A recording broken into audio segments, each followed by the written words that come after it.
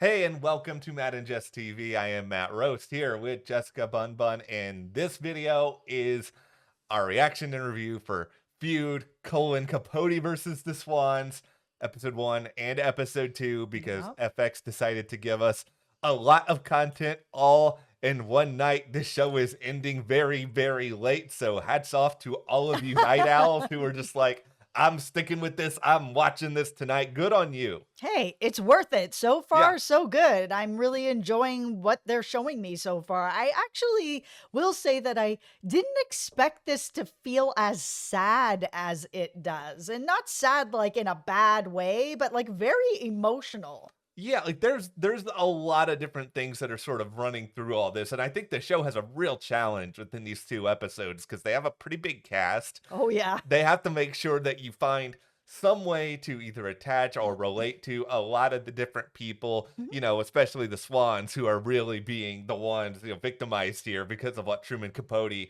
has put out there into the world. But like this is just from the start, this is a very good show. This is a show that's clearly put a lot of effort into Yeah. its story, trying to get certain elements of the history right. I'm not going to sit here and be like, every single thing is perfect because one, I wasn't there, and two, I'm going to say I am a casual Truman Capote fan. I'm not an expert, I'm not a historian, but they really, I feel like, put a lot of effort into at least making this world feel authentic. And for people like me who don't really know a lot about Truman Capote or the Swans or what happened, this show has done a really good job of explaining it. So if you're like me and you're going into the show being like, I don't really know anything about him, it feels like that's okay. Like Yeah. like we're getting a really good explanation. They have laid the table out wonderfully. All right. Well, before we do go any further here, just be sure to hit that subscribe button because we will be here throughout all of this season of Feud. I'm so glad this franchise is back after what feels like a million years, but we will be breaking everything down. And by subscribing, you guys help to support us to make this content that we really, really enjoy doing for you guys. Okay, what I really like about how they opened up in this first episode is really showing us, Truman's influence over the Swans, specifically Babe. I mean, she just like when she finds out, her husband has had this affair with the governor's wife was like, I'm tired of being used by you. She did this like crazy dramatic, I'm going to make sure your wife knows. Nobody makes a fool out of me. It was really, really difficult for Babe to come home and see what had happened, learned more about the affair, everything that was going on. She felt foolish. She felt, like betrayed. And Truman just has a way of like, he's very charismatic, as we see on the show. He has a way of making people feel soothed, even though he's like, we see throughout, he's like this heavy gossip and storyteller, and it's kind of like, oh, ha ha ha, as long as it's not happening to me kind of thing. He would never do that to me. I'm on the inside joke of this. So when he's, there and he's helping Babe, it's like, oh, come with me, have this drink, have this pill, you're gonna go have a nap. Yes, I'll lie down with you. She's even called him like her second husband, who's like the person that's emotionally there for her. Like the grip that he has and the way that he just flows in and out and makes people feel so comforted and so inside with him is just wild to watch. Like charisma in life, like you might come across like Mhm. two or three people, if you're lucky, in your whole life that have that kind of just natural charisma to make you just feel like the sun is only shining on you.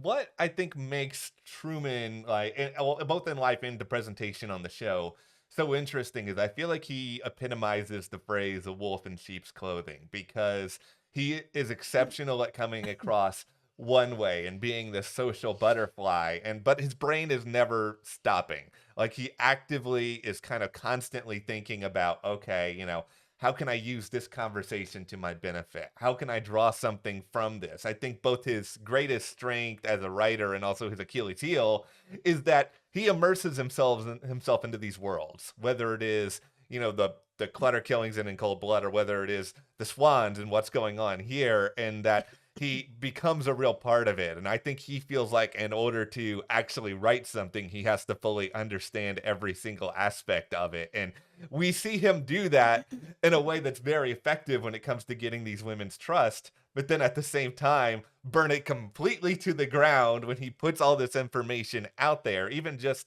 a sample of what is to be his final book, Unanswered Prayers, which, spoiler alert for Truman's life, he never actually completely finishes this book, but just this portion of it that gets out there just immediately causes this widespread chaos, and it's kind of the impetus for this story. And it's interesting to me because of his charisma and how he can make people feel like, enveloped in his love kind of Yeah. thing and really trust him.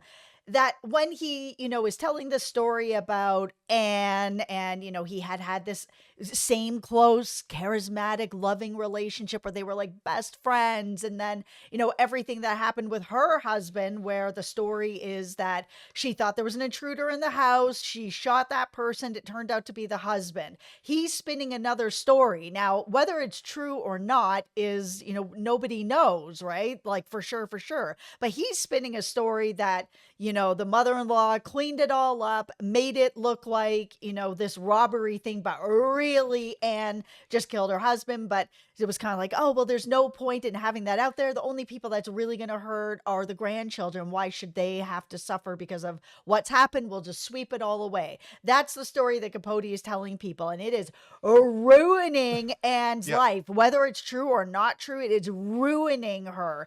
But when he's telling this story at this party and whatever, everybody's just like, oh my goodness, sort of Yeah. thing, eating it up because it's a juicy gossip story, but at the same time being like, well, that would never happen to me. So, because I'm on the inside. But then later when we have Anne have this confrontation with him, it was just like, like I loved you. Like we were such close friends. Like I brought you into my whole life. Like how could you betray me like this?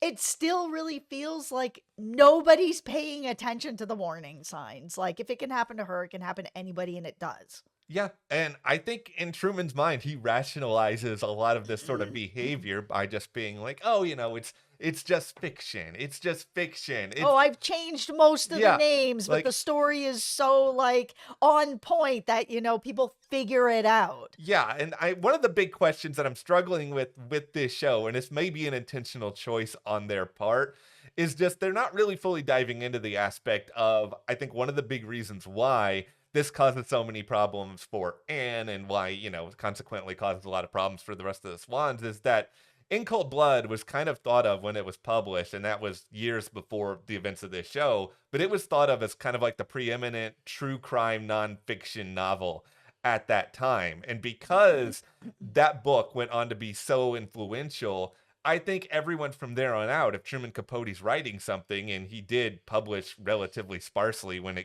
in comparison to the quality of his work, you would think that, okay, everything else he writes is going to be in that same sort of vein. It's all going to be true. And he can put like a label on it being like, these events are fictional, names have been changed, like, episodes of Law and Order do, but it doesn't really change how people are going to react to it. And he just thinks he has this level of emotional carte blanche that he really doesn't, and I don't know if he's capable of recognizing that or he just doesn't want to. Yeah, that's the thing. I mean, even with Anne's death, where she decides to unalive herself after everything had sort of come out and, Yeah. everyone's reading it and she just couldn't take it anymore. Like, we see that Truman is really affected by losing his relationships. He thought he had done enough to cover it up, that they wouldn't be mad, or they be mad, but they get over it, sort of Yeah. thing. But we see the character of Babe not getting over it, as I don't think she should get over it. Like, that's something that was extremely personal to her, hurtful to her. That's her marriage, being sort of displayed out for cash and gossip and whatever. Like, it's so bad what he did to her, and such a betrayal, that when we sort of go through the motions of it, where we see Capote is like really like, he's drinking a lot, drugs, he's, a mess, and nobody can deal with him, he's being self-destructive, that we see a lot of push of like, well, what you did isn't great. We saw CZ is kind of like trying to be like, listen, like I'm still gonna, mess around with you here, but like what you did, Yeah. not okay. Where he's just like, oh, you have to look past that part and just look at the writing. Like, he's taking no Yeah. responsibility for it. He still thinks he's done nothing wrong. He's never really said he's sorry. I don't think he is sorry. I Yeah. think he's just upset that there's consequences for what he did. Yeah. That as he keeps calling Babe after exposing what happened in her marriage, she's not taking his calls, understandably. Yeah. She's like, okay, that, this relationship is just done. Like, and it's fine. I'll go my way, you go your way. But there's such a like pushback because he just wants to be let back into that Yeah. society, no consequences, charming me, everything is fine. And this is where I put my beef hat on. Okay. And I'm having such a beef with the character of Jack because Jack really cares about Truman so much, like really, really loves him. No matter what Truman has done to him, he still is like there fighting for him. Him continuously going to Babe over and over again and just basically being like, if you don't forgive him and something happens to him, it's your fault. And she does say, well, that's not true. Like, people who, people are responsible for Yeah. themselves. Like, I'm not responsible for what Truman does or doesn't do. Like, that's not up to me. Yeah. Oh, but it is up to you. If you just forgive him, this will wash it all away. And I don't know why one Jack shouldn't be putting that type of blame on her, because Yeah. let's say he does do something, then the last thing she's been told is it's her fault, and it's not her fault. It's Truman's choice. It's not because Babe didn't forgive him, because even let's say she forgives him, Yeah. from what we've watched, that's not going to be enough for Capote. He doesn't want to just be forgiven, and he hasn't even said he's sorry anyways. He wants back into the group. So she would have to forgive him. She would have to trust him again. She would have to invite him to things again. Everything would have to go back all the way for him to be okay. And that's not something that she should have to give.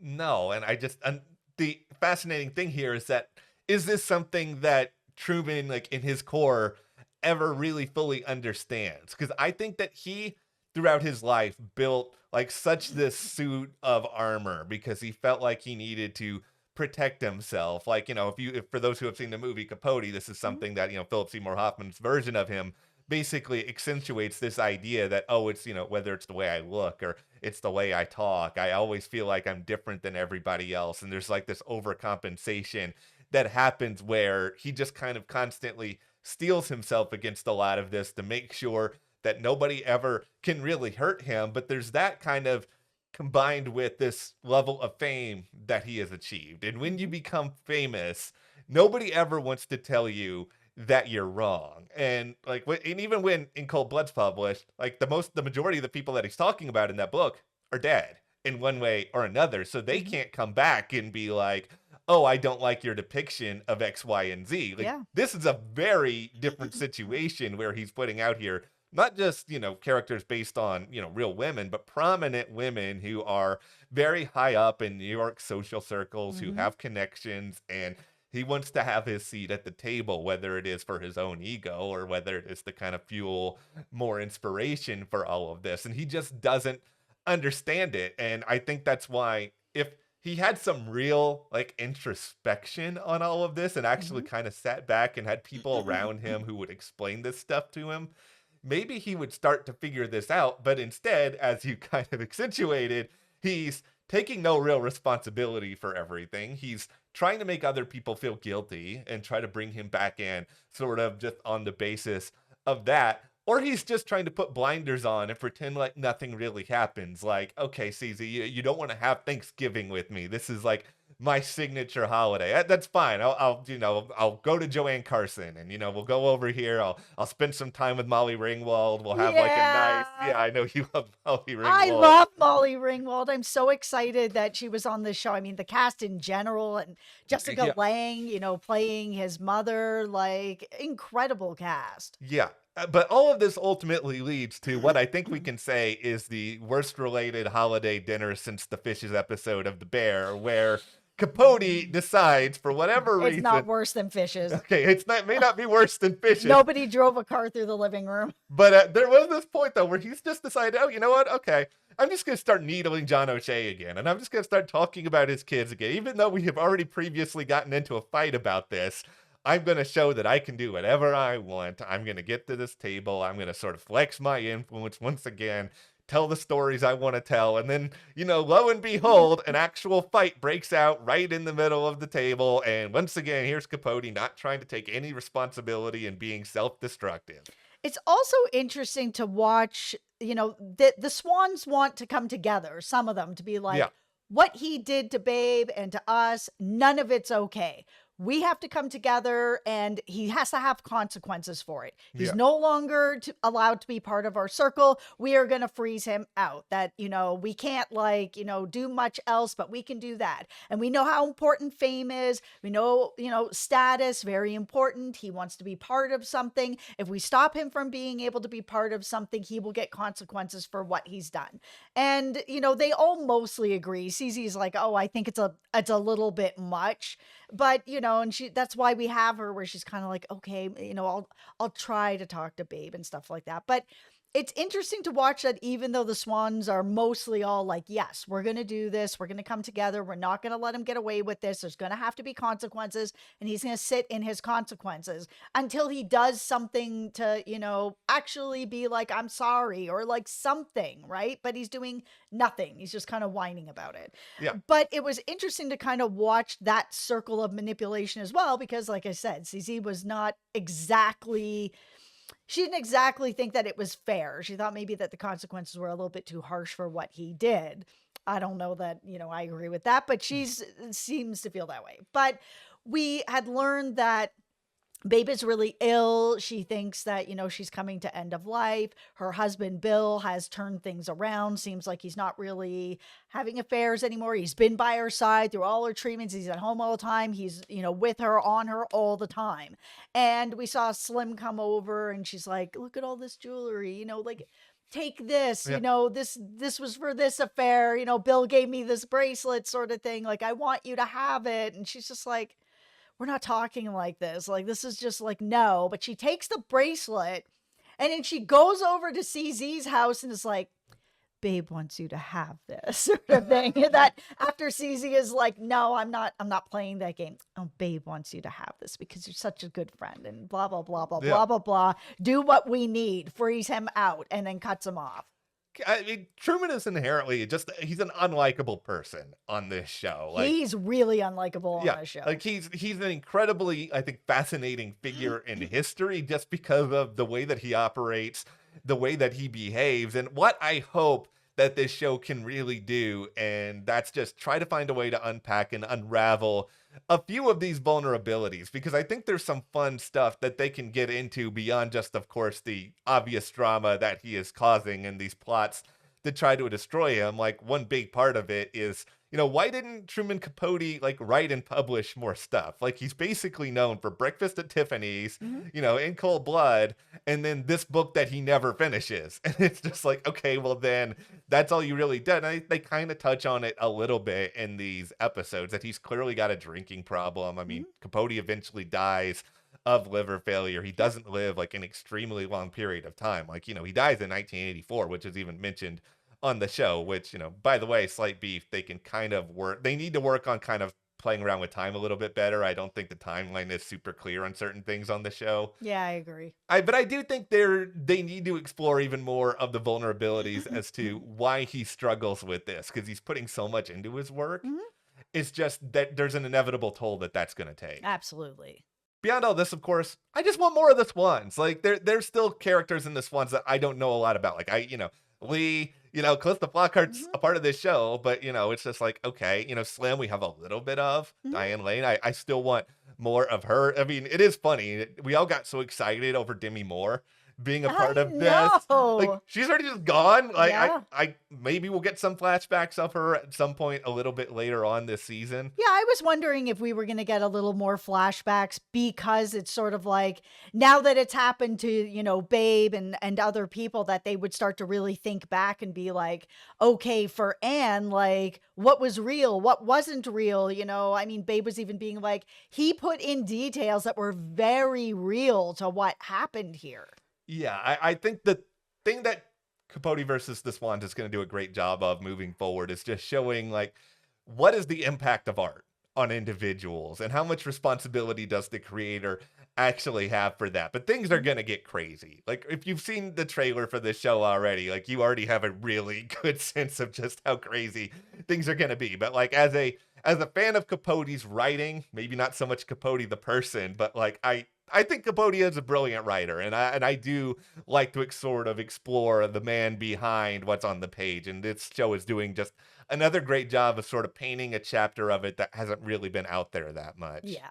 All right, well, that's what we got for Feud Capote versus the Swans episodes 1 and 2. So Mhm. be sure to hit that subscribe button for more discussion. Also, join our Patreon for exclusive content, and thank you to our patrons as well for your Thank you. support. We'll see you here next time.